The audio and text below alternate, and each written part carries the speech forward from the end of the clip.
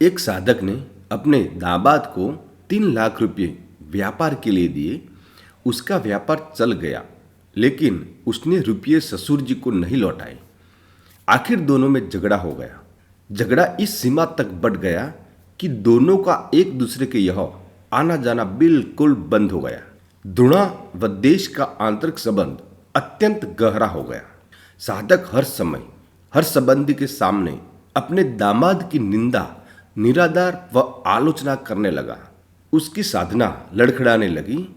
भजन पूजन के समय भी उन्हें दामाद का चिंतन होने लगा।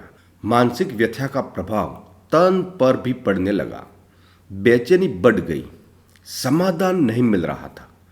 आखिर वे एक संत के पास गए और अपनी व्यथा कहानी सुनाई।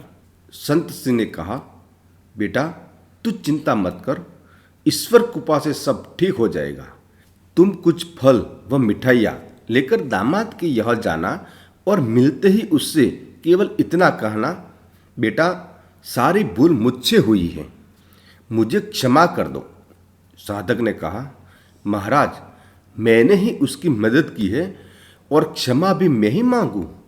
संत श्री ने उत्तर दिया, परिवार में ऐसा कोई भी संघर्ष नहीं हो सकता जिसमें दोनों पक्षों की गलती न हो। चाहे एक पक्ष की भूल 1% हो, दूसरे पक्ष की 99% हो, पर भूल दोनों तरफ से होगी। साधक की समझ में कुछ नहीं आ रहा था।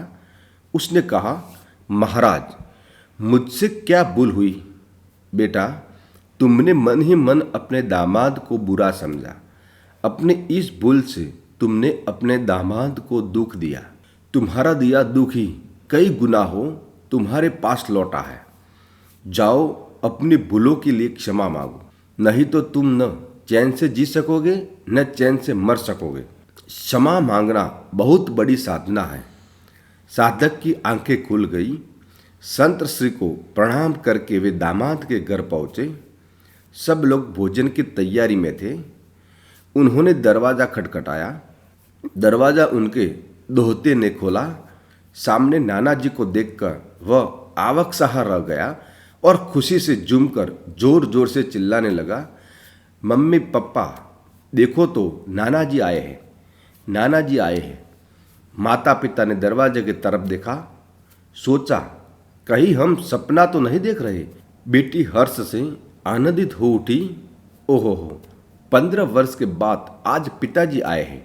प्रेम से गला रुंध गया। कुछ बोल न सकी। साधक ने फल व मिठाइयाँ टेबल पर रखी और दोनों हाथ जोड़कर दामाद को कहा, बेटा, सारी भूल मुझसे हुई है, मुझे क्षमा करो। क्षमा शब्द निकलते ही उनके हृदय का प्रेम अश्रु बनकर बहने लगा। दामाद उनके चरणों में गिर गए और अपनी भूल के लिए रो रो कर क्षमा याचना करने लगे। ससुर जी के प्रेमाक्षु दामाद की पीठ पर और दामाद के पश्चाताप व प्रेम मिक्षित अश्रु ससुर जी के चरणों में गिरने लगे। पिता पुत्री से और पुत्री अपने वृद्ध पिता से क्षमा मांगने लगी।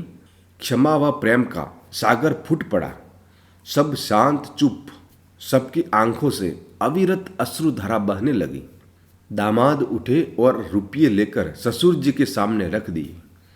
ससुर जी कहने लगे, बेटा, आज मैं इन कोड़ियों को लेने के लिए नहीं आया हूँ। मैं अपनी भूल मिटाने, अपनी साधना को सजीव बनाने और द्वेष का नाश करके प्रेम की गंगा बहाने आया हूँ। मेरा आना सफल हो गया। मेरा दुख मिट गया। अब मुझे आनंद का एहसास हो रहा है। दामाद ने कहा, पिताजी, अब तक आप ये रुपये नहीं लेंगे तब तक मेरे हृदय की तपन नहीं मिटेगी। कृपा करके आप ये रुपये ले ले। साधक ने दामाद से रुपये लिए और अपनी इच्छानुसार बेटी व नातियों में बांट दिए।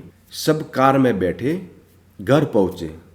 15 वर्ष बाद उस अर्धरात्रि में जब माँ बेटी, भाई बहन, ननद भाभी व बालकों का मिलन हुआ तो ऐसा लग रहा था कि मानो साक्षात प्रेम ही शरीर धारण किए वहां पहुंच गया हो। सारा परिवार प्रेम के अथाह सागर में मस्त हो रहा था। क्षमा मांगने के बाद उस साधक के दुख, चिंता, तनाव, भय, निराशा सब मिट गए और उसके अंदर असीम शांति आ गई। क्षमा मांग लेना और क्षमा कर देना आपको दिव्यता से भर देता है। क्षमा एक ऐसी चीज है, सामने वाले का जितना भी क्रोध हो वो क्षमा मांगने से उसका क्रोध मिट जाता है। क्षमा मांगने से हर समाधान का समाधान हो जाता है। क्षमा मांगने से हर मुश्किल का समाधान हो जाता है। क्षमा मांगने से मनुष्य छोटा नहीं हो जाता। क्षमा एक ऐसी चीज है जो सामने वाले के मन को जीत लेती है और हर समाधान का समाधान हो सकता है। आपको मेरी ये वीडियो अच्छी लगी हो तो मेरे चैनल को सब्सक्राइब कर दीजिए, लाइक और कमेंट कर दीजिए। बहुत बहुत धन्यवाद।